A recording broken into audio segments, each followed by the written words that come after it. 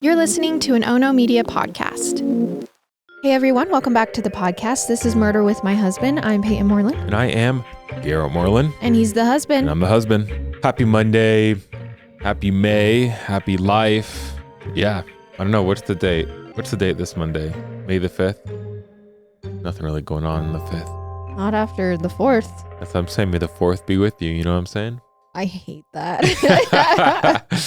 Oh, hope everyone's doing good. My hair's coming in. You guys might be sick of me hearing that, but I'm going to say it. I played pickleball this morning and I am really tired. It's sunny outside. It's getting warm. Peyton and I are probably, this is my 10 seconds, by the way. Peyton and I are probably going to go on a date night tonight. Don't know where we're going. We could end up at Texas Roadhouse, you know, or we could end up at, I don't know, somewhere else. Nicer restaurant. But Texas Roadhouse does hit sometimes. Yeah, I like the rolls. Hope you guys are all doing good. We love you. Thank you for buying our merch. Thank you for supporting us. Thank you for listening. Thank you for downloading, reviewing, commenting, liking, everything. We seriously appreciate it so much. We love that we can do this and be here with you guys every Monday. But That's sweet.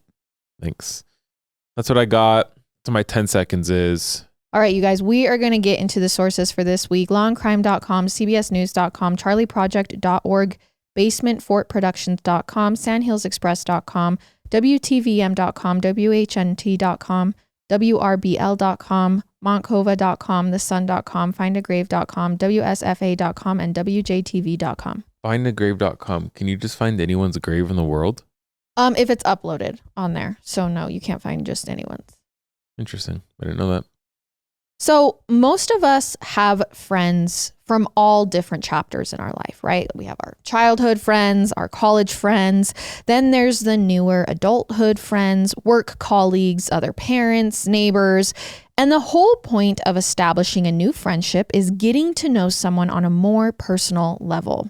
What interests do they have? What are their personalities like? What happened to them in the past? But there's no way to know it all. And even with those friends that you've had for decades, how can you be so sure that you ever know their full truth? That's why I don't have friends. Exactly. Because while a friendship is built on honesty, trust, and loyalty, it doesn't mean that someone has to reveal all of their secrets to you. So today, I want you to ask yourself, how well do you really know the friends in your life, even the closest ones? You know what their parents do for a living? Do you know what happened in their home when they were young? And how shocked would you be if you found out that this long-term friend had an entire chapter of their life that they never shared with you? One that ultimately could save your life if you only knew the truth. Honestly, this is why you don't trust anyone except yourself. I know some people might disagree with that, but I love my wife. I love her very much. Do I trust her 100%? 99%. That extra 1%, you just never know. You're not them. You never know. I don't trust Daisy. She woke me up 3 times last night. Okay. So today we are going to dial the clock back to 2006. We are traveling to Auburn, Alabama, to meet the 24-year-old Lorie Slesinski. Now, Lorie, who was born on September 21st, 1981, isn't an Alabama native. She, her older brother Paul, and her parents, Arlene and Casey, are all originally from New York. Though by 1994, when Lorie was 13, the family moved down south to a rural Alabama farm to start a slower life than the one they lived in New York, which was amazing for Lorie because she loved animals. So Lorie was more than thrilled to have an entire horde of new pets she could take care of. And that happiness Lorie felt in this move to Alabama also shined through in other areas of her life. Friends said she was always incredibly friendly, outgoing, warm, and nurturing. She excelled in school even though she moved at 13. So much so that she was the valedictorian of her high school class when she graduated, which was why When Lorie got accepted to Auburn University around 2001, her parents offered to get her something special. They bought her own little mobile home to live in right outside of campus. Cool. Now, I'm not sure how far away Lori's parents were living at the time, but I know it was far enough for them to worry about Lorie quite a bit. Lori's mom, Arlene, would call and check on her every day just to see how college life was going. But Lorie was thriving there just as much as she was back home. She was getting a degree in psychology and criminology. And after graduating in 2005, she actually had plans to go on and pursue a master's degree. Now, around that time, Lorie also adopted a little dog that she named Peanut. It was the love of her life after probably missing all of her pets back home. And she got a job at the East Alabama Mental Health Center. Now for Lorie, this was just a stepping stone until she completed her master's. She thought the job was okay. It was a lot of work for the low salary she was being paid, but it still left time for her other hobbies: bike riding, recreational sports, video games, and of course, plenty of time to just be a young 20-something enjoying her day with her friends, which was exactly what Lorie was up to on the Saturday afternoon of June 10th, 2006. Now that day, Lorie was hanging out with her friend, 25-year-old Rick Ennis. But that evening, she had plans to meet up with a few friends for a girls' night, just some drinks and a movie. It was nothing wild. So around 6:30 p.m. that night, Lorie calls her friend, Lindsay Braun, who was going to be hosting this girls' night. And she tells Lindsay, hey, I'm just going to swing by the store in a few minutes, pick up some drink mixes, and then I'll head over to your house. Lindsay's like, great, yeah, we'll see you at girls' night soon. 7 p.m. rolls around. And Lorie's a little late, but not by much, though that's when Lindsay gets another call from her. It rings once, so Lindsay doesn't even get to the phone in time to answer it, but she does see it was Lorie who called, so she calls her back. Okay. Only there's no answer now. In fact, it goes straight to voicemail. And then an hour goes by. Lorie never shows up. Another hour. Lorie does not come to girls' night at all, despite calling and saying, I'm picking up drinks now and on the way. So the whole thing is weird and definitely out of character for Lorie, which is why the following day, June 11th, Lindsay, her friend, starts calling her and leaving her a bunch of voicemails on her home answering machine. Now, the day after that, Monday, June 12th, Lorie doesn't make it to work for her shift at the mental health center. She's a no call, no show. Same thing the following afternoon, Tuesday, June 13th. Now, from what I can tell, Lindsay also used to work at this mental health center with Lorie. So when she hears from one of her former coworkers that, hey, Lorie literally just didn't show up to work and didn't even call, Lindsay's like, oh my gosh, she never came to my house. She's not answering my phone. She knows something is up. Something is not right. So Lindsay drives over to Lorie's trailer home that day. And when she gets there, she finds that her friend Lorie's car is gone. So she doesn't expect her to be home, but her door to her trailer is unlocked. So Lindsay lets herself in. She walks around hesitantly, not knowing what she's going to find, feels a little weird. And while she doesn't see Lorie in the trailer home, she does find Lorie's dog, Peanut, there. He's locked away in his crate. Okay. But he's wagging his tail. He seems to have been fed. His crate isn't soiled, which to her says someone has been letting him out and taking care of him. Maybe that's a good sign. Maybe Lorie actually has been around. But there's a few other things that definitely make Lindsay question the situation. For example, Lorie usually has 3 little rugs on the floor of her kitchen because Peanut would slip on the tile, so she put it down to make it easier. But now they're gone. As was Lorie's trash bin outside her home and a bin Lindsay knew Lorie kept all of her gardening tools in. And then even stranger, Lindsay had left Lorie a lot of messages that weekend. First, she just skips girls' night, never says why, she's not answering the phone. But when she goes to the answering machine, Lindsay notices that the machine has been unplugged. so none of her messages have been saved.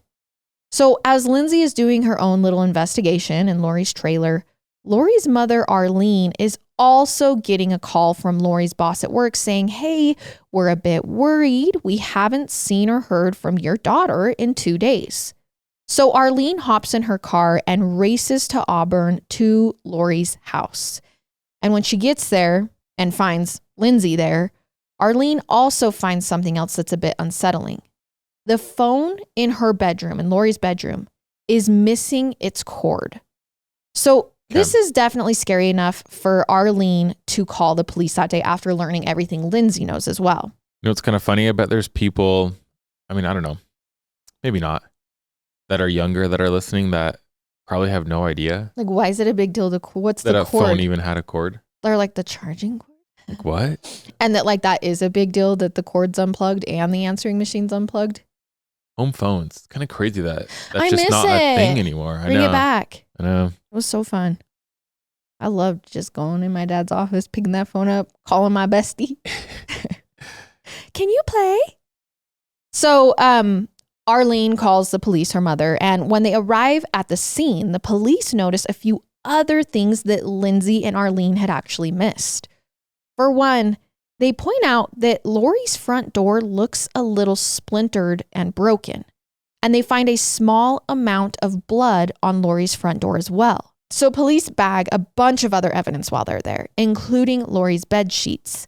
And in the meantime, they learn from Lindsay that Lorie was actually with someone before she failed to come over that night a few nights ago on girls' night.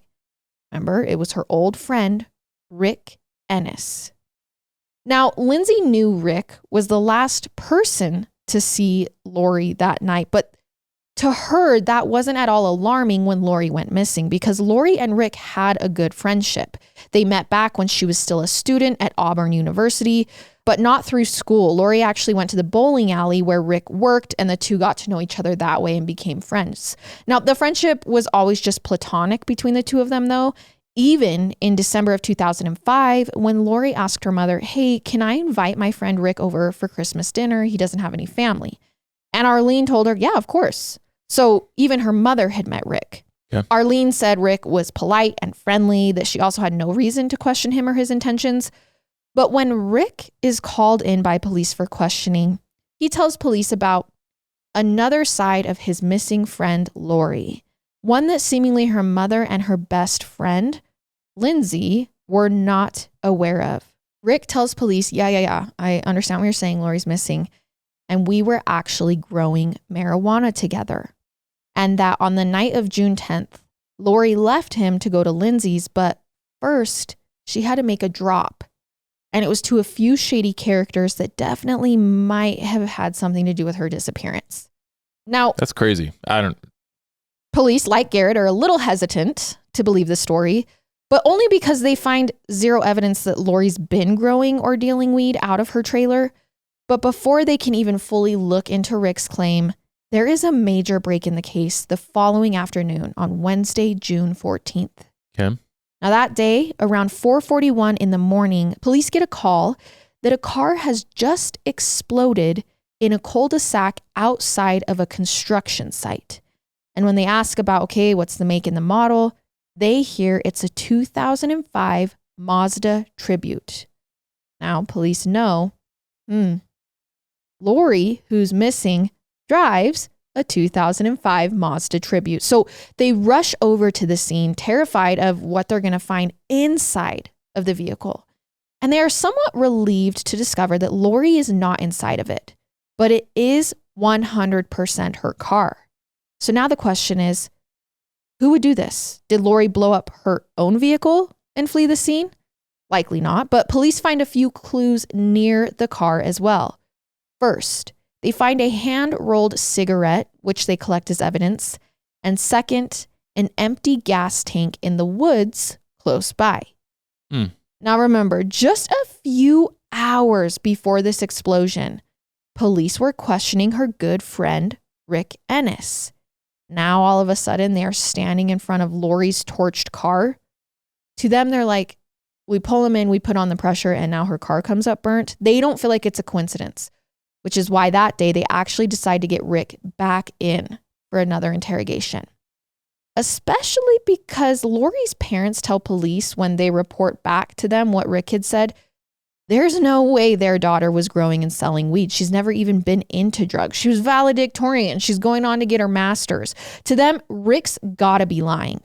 And police are starting to suspect that too, because this time they noticed something they didn't before. Rick has some scratches on his arms and hands. And when they ask him about him, like, hey, what happened? He doesn't really give them an answer. He also changes some of his stories from what he had told the police the day before. I think that if he is lying, telling the police that they grow marijuana together is pretty far-fetched. Yeah, it's kind of crazy. That's not a great lie. But if you're trying to make it Insane. seem like she was around dangerous people, you would have to tell a lie that marijuana shady. Instead of doing like, oh, like We deal it. or I don't know, we smoke a lot. I don't know. You know what I'm saying? Yeah, I think if it's fake, in his mind, he just needed to get her around shady people. Yeah, I get it. So at this point, police are like, we're not sure about this Rick guy. We're going to get a warrant to search his car. And this is where things in the case really take a turn. Inside of Rick Ennis's car, the last person that they know of to see Lorie alive, they find a knife, a pair of fuzzy handcuffs, tiki torches, flare bottles, air fresheners, a scrub brush, and a giant box of cleaning supplies.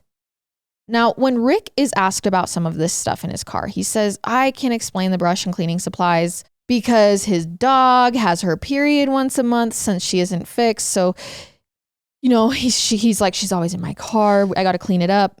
If anyone knows animals, dogs do not have their periods once a month. Yeah, they go into heat Twice a year. Yeah. So police are like, bro, this is definitely a lie. That does not add up. But the more Rick talks, the more he just keeps digging himself into a hole. And the more police begin to talk to other people who know Rick, the worse he looks. So remember that empty gas can police found close to the burnt car? Yeah. Well, they speak to a friend and coworker of Rick's who also worked at the bowling alley named Jeremy. And Jeremy tells police this. On June 9th, the day before Lorie went missing, Rick called Jeremy at his house to ask him for a favor. He says, hey, my car ran out of gas. Could you possibly run some over to me? I am parked at a local church in Auburn. So Jeremy, being a good friend, is like, yeah, sure. He grabs an empty gas can he sees lying around behind the bowling alley, gets it filled, brings it to Rick.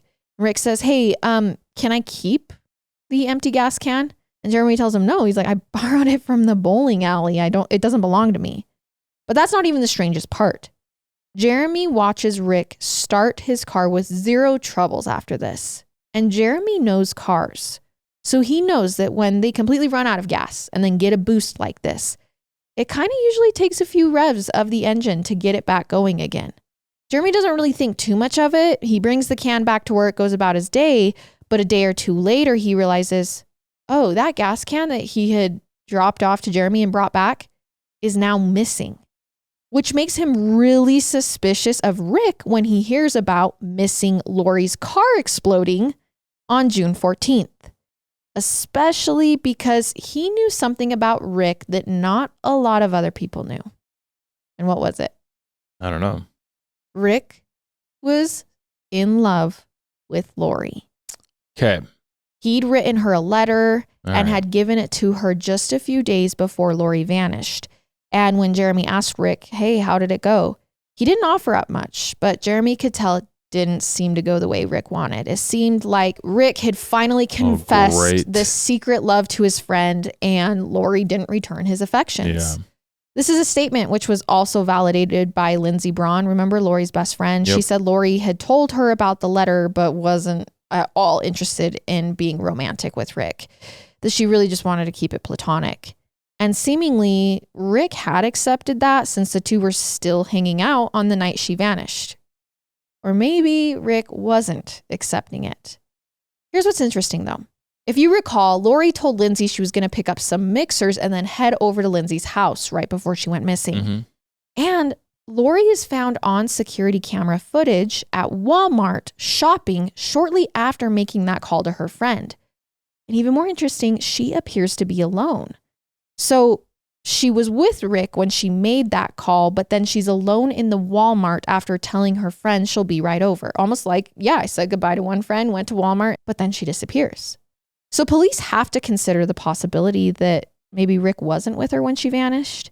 And while Rick does appear to have a motive and definitely some shady circumstantial evidence, the scratches, the things in his car, the gas can story, police think they just don't have enough to build a case against him for trial. So what happens? Rick is not arrested. Instead, Rick begins trying to sell off a bunch of his things, his motorcycle.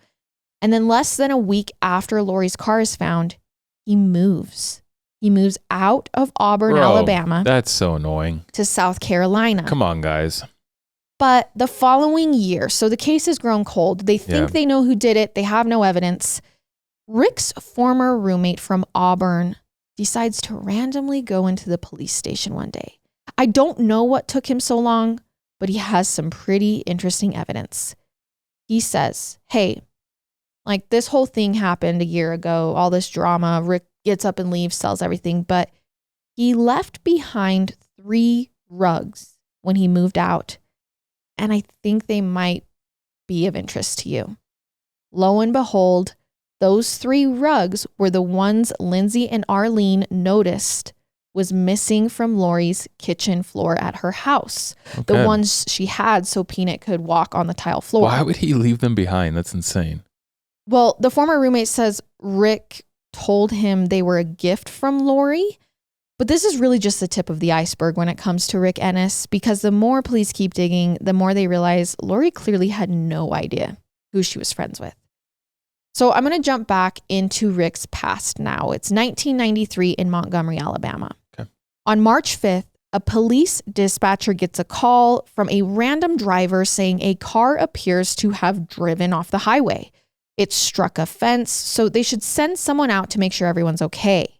And then a state trooper named John Clark is sent to this scene. And as he gets there, his headlights shine on what appears to be a boy, like not much more than 12 years old. So the state trooper Clark gets out and asks the 12-year-old if he's okay. And the boy says he's fine, but then tells the state trooper, I've actually stolen my parents' car. So Clark searches the kid's backpack, which the kid is cooperative about. And that's when Clark finds a kitchen knife and some loose ammunition in the kid's backpack. Now Clark's like, all right, kid, you're going to have to come down to the station with me so we can call your parents. Like you drove the car off the highway. That's when the 12-year-old looks Clark dead in the eyes and says, you can't call my parents. I killed them both.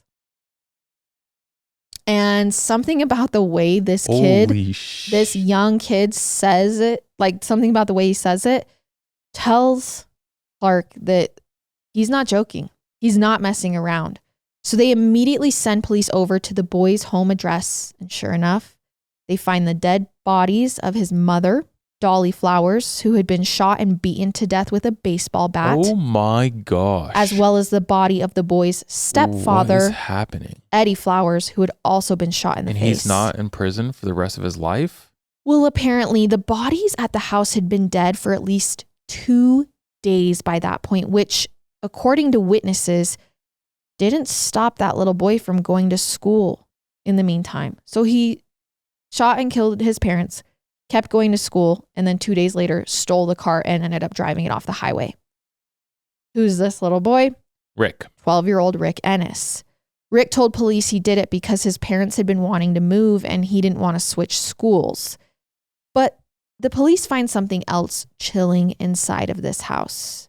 It's a hit list, and on it were the names of Rick's 3 stepsisters as well, who luckily Rick did not get to in time to kill. Now, under Alabama law, Rick was only sentenced to 9 years in a juvenile detention center wild. For this crime. That is absolutely insane. This actually happens a bit. I don't understand. I know some people might disagree and they're children, and yeah, that child's a demon. He needs to go back to where he came from. So when Rick turns 21 That's in insane. 2002, he is released. It was around this time that he moved to Auburn with this huge secret that he had served a prison sentence for murdering his parents. I'm sorry. I just don't understand how the system thinks that this 12-year-old boy brutally killed 2 people. And had a hit list and they for more. think, okay, if we put him in prison for 9 years and we let him out, he probably won't do it anymore, right? Like, I think we'll be okay. Blows my mind. Blows my mind. He moves to Auburn. He starts a new life. He gets a job at a bowling alley and happens to meet Lorie and what Slesinski. a nightmare. So here's what's wild, though. As police are investigating Lori's case, they know this about Rick and they still don't think they have enough evidence to prosecute him. And a big part of that is the fact that they don't even know if they have a murder case. There is no body. Lori's body is still missing. And I hate this so much, but this department is really operating on a no body, no crime mentality here. This is despite the fact that the tips against Rick Ennis keep coming into the Auburn Police Department, including one from a new coworker Rick made living in South Carolina. The witness actually called the police and says they asked Rick, "Oh, what made you move out of Auburn?" And Rick flat out told them, "I got into trouble there. I needed to get the heck out of Dodge." But there's more. Rick also told this coworker that he'd been talking to a woman in Auburn, but she only wanted to be friends, so he strangled her. He told someone this? He tells his coworker this. He described this woman as a piece of, quote, trailer park trash. Okay. Which, might I add, her parents had bought her that home to live in while she goes to college. And also just rude. Now, once this witness does this research, they see there's a missing girl in Auburn and an open investigation into her death, which is why they called the Auburn police with this information. This girl lived in a trailer park, and the coworker's like, "This guy's weird. He just like confessed to murdering someone. I don't know if he's true." Looks into it and is like, "Oh my gosh, I have to tell the police." And still it goes nowhere. 10 years after Lori's disappearance, the case is in the same spot as it was before. It's not until 2016 when the Alabama State Bureau of Investigations creates their cold case unit that Lori's disappearance gets the attention it deserves. Special Agent Mark Whitaker is the one to take the lead on Lori's case in 2016. And immediately, he's baffled by how much evidence there is against Rick Ennis. He's like, we don't even have, we have the guy. And he's still out here living life like nothing happened. He and a partner are spending their days digging through old files, trying to build a case against Rick, when one night, around 1 a.m, Mark's partner calls him, says, "Hey, I just found an old box of evidence and files. It's literally collecting dust." And inside was an envelope that had never even been opened or read by the authorities. It was in regards to the evidence that had been collected from Lori's trailer. And this unopened report said that Rick's DNA was found, his semen was found on Lori's bed sheets and in the blood on the front door of her mobile home. Got it. Which means if Lorie wasn't interested in Rick romantically, like she told her friend, Rick had likely assaulted Lorie and had clearly gotten into a violent scuffle with her inside her house for the blood to be on the door. This was a report from 2007, 9 years earlier. And because someone didn't open it, nobody knew that Rick Ennis had DNA at her house. By the way, Mark also finds the 3 rugs that Rick's roommate handed over to police when he moved. And once he sends those through DNA analysis, they find Rick's blood on one of those as well. But it doesn't stop there. Lori's car was too destroyed in the blaze to gather any evidence off of it. But remember that there was some stuff collected near the explosion? One of them was a rolled cigarette butt. This was something they never sent out for DNA testing back at the time, but now Mark and his team made sure to get it analyzed. Rick's DNA is all over that cigarette butt that is found near her burnt car, which means he's now also tied to blowing up Lori's car. Holy crap. He's tied via blood and semen to her house and the last person to see her alive, and now tied to a completely different location where her car is blown up. I mean, duh. So on August 6th, 2018, Rick is celebrating his 37th birthday in his new home in rural Virginia. He's there getting ready to cut a cake with his new fiance, the local school librarian. How's he have a fiance now? When their house is surrounded by SWAT teams. That day, Rick Ennis is finally arrested and charged with 2 counts of capital murder, burglary, and kidnapping. 12 years after Lorie disappeared. Glad he's caught. 12 years later, absolutely unacceptable, but I mean, better than never. Question. You found out, like now, like right now, all of a sudden, that I had killed my parents. I would leave. Yeah? Listen, I'm not one to give up on marriage. I'm really, really not. To me, murder is a whole new level, and like you might murder me. You're already a danger to me. What I'm saying. You're already a danger to me. And if I found out that you had murdered someone in your family before, I don't know how I could live with you and not have one eye open all the time. No, I agree. I think that's, you know what I mean? I think it's crazy. Like, it would just be hard. I think if you kill someone, okay, like first degree murder, second degree murder, I'm not going to count like manslaughter, like DUIs. I'm going to leave those out. First degree, second degree murder. I don't know. I don't know. I guess maybe it's just something we don't know until we're in that situation. Oh, I hope I'm never in that situation. But I mean, like, I don't even know if I can speak on it. Like, I don't think I could be friends with someone that killed someone. I don't know. Like first degree murder. Yeah, but what if you didn't know? That's why I started out this case being like, do me, you actually even know people? I wouldn't talk to them because what if they kill me? It's just scary. Can't trust nobody. Now, obviously, it's a COVID case. Trial was delayed for years until 2022. It shouldn't have been a COVID case. But on April 1st of that year, Rick Ennis was paraded into the courtroom, and shockingly, they let him testify in his own defense. And the entire time, he swears he didn't kill Lorie. In fact, he says, no, we just had consensual sex in her house the night she went missing. Despite the fact that all of Lorie's friends were like, no, she literally told us she wasn't interested in him. He said, the scratches on my arm came from my dog. And he maintained his story he told 16 years ago. We sold marijuana. She went out to meet with someone and never came home. What's even more outlandish, Rick claimed someone deliberately planted his DNA at the scene of the blown up car to pin the crime on him, which doesn't really make sense because they never even tested that DNA. So if back then officers or investigators planted his DNA, they then just took it and never even tested it, which defeats the purpose of planting DNA. Dude, this guy's insane. And, obviously, because he testifies, he's confronted with like, well, you told a coworker, you strangled a girl, you killed your parents. Unfortunately, he didn't have an answer at all. And he doesn't say what he did with Lorie's body. But the jury was not going to make the same mistake the police did.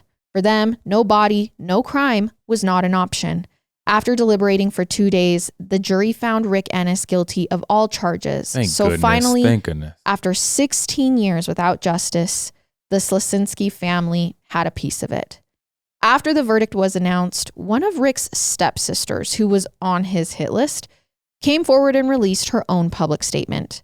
Because Rick's previous convictions could not be included in the court hearing of Lorie's case, she wanted the world to know, guys, this guy that just got convicted also murdered my father dad and stepmother. Yeah. Initially, the prosecution was hoping to pursue the death penalty, but Lorie's mother, Arlene, actually said, can you not? The reason being that it would cost them years of appeals, more legal hurdles. Like, he's just going to appeal. We're going to have to come to more things, and we just don't want to. So Arlene agreed, we'll just go on. Life in prison. Yeah, give him life in prison. And that's exactly what Rick got when he was sentenced. The man who had killed her daughter was finally going to be put behind bars. A man who's been in her house, by the way. However, Rick continues to maintain his innocence, and because of that, he is trying to appeal his conviction. Rick, you're a loser. But the only thing anyone really wants to hear from Rick is, where is Lorie's body? To this day, what happened in the final hours of Lorie's life, from the time she called her friend and was heading to girls' night and then went missing, is still a mystery. Ugh, that's horrible. As is her final resting place. All we can hope for is that one day Rick Ennis has a change of heart, an ounce of morality, and finally shares what he did to the woman that he calls his friend.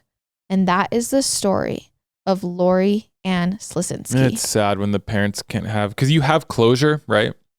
But I think, I'm not the parents. I've never been in this situation. I would assume having closure from the person who did it, saying, okay, yeah, I did do it. It's just a different, I don't know, feeling. It's like you never even get full closure, but you can get levels of closure. And they really only have like the bottom tier level. You at least know you're not being lied to. Yes. It's like someone being convicted, someone saying I did it, someone telling the details, letting you know what happened, where is the body. Like it just, you can keep adding. Yeah. And honestly, he's given the bare minimum. Yeah, what a loser. All right, you guys, that was our case this week. And we will see you next time with another one. I love it. I hate it. Goodbye.